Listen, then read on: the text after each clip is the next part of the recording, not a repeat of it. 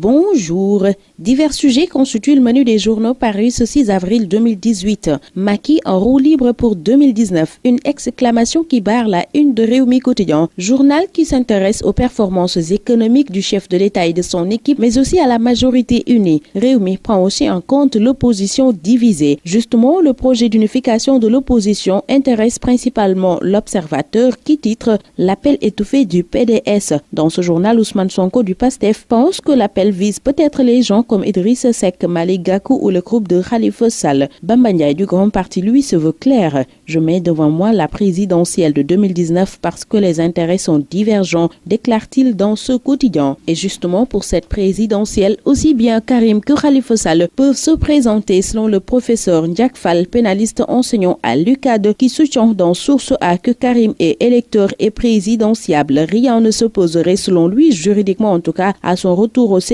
Seulement, dans le casier judiciaire du candidat libéral, il figurera la condamnation qui est l'un des freins à son ascension vers le sommet. Et pour Khalifa Sall, professeur Fall soutient aussi qu'il est électeur et éligible, même en restant en prison. Ira-t-il en prison ou rentrera-t-il chez lui? Dans tous les cas, Barth sera fixé sur son sort aujourd'hui puisque son procès en flagrant délit pour outrage à magistrat et appel à l'insurrection est prévu ce vendredi. Réumi Quotidien renseigne en ce sens que ses partisans sonnent la grande mobilisation. Et ce journal signale que nous allons vers un renvoi du procès. Les détails à la page 4. Et à la page 2 de Vox Populi, Jean-Paul Diaz souffle le chaud à la veille du jugement de son fils poursuivi pour outrage à magistrat et appel à l'insurrection. Pour le leader du BCG, Barthélémy Diaz est un responsable dans ce pays, que cela plaise ou non. On doit avoir de la considération pour lui, clame-t-il, trouvant qu'au parquet, le procureur Serigne Bassirou Gueye manifeste de la haine à l'endroit de Barthélémy Diaz. Et sans raison selon son père, qui estime que le procureur est dans un règlement de compte pour son compte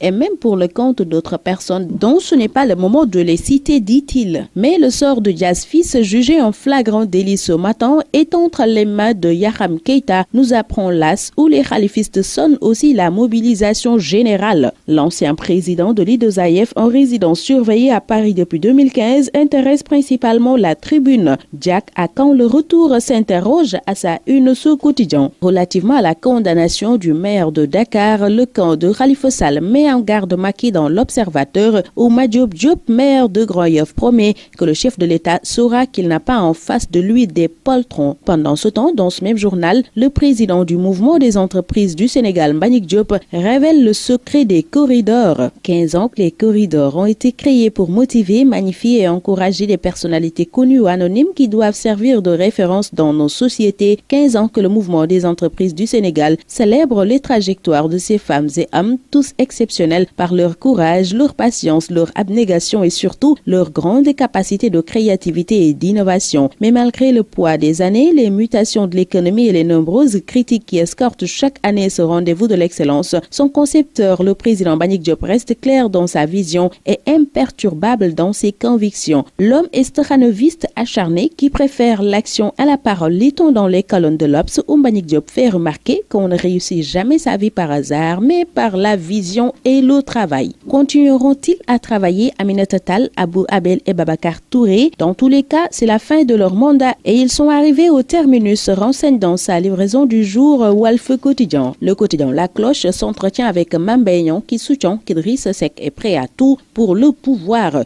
Le même idée avec Wade, Macky et Karim constitue les ironies de l'histoire, selon Vox Populi, journal qui explique comment les Wade abattent leurs cartes. Ce quotidien donne aussi la parole au professeur Moussa Diaw, enseignant-chercheur en sciences politiques à l'université Gaston Berger de Saint-Louis, qui évoque ce qui pourrait arriver si jamais Idrissa Seck réussit à se réconcilier avec Abdoulaye Wade. Le résultat des cartes biométriques ne satisfait apparemment pas Direct Info, journal qui informe que ces cartes d'identité n'identifient point 52 milliards de francs CFA pour rien, s'exclame par conséquent d'un air désolant ce journal. Le journal des sportifs Record révèle relativement au Mondial et au Ramadan que les lions sont interdits de jeûne. Dr Feyer, dans ce journal, renseigne qu'ils vont les conscientiser sur les risques. Et les attaquants en pôle pour ce mondial 2018 sont Diafra, Mbaye et Mombiram, si on en croit Stade, le quotidien du sport, où prend fin ce tour des journaux. Très bonne lecture, excellente journée à tous.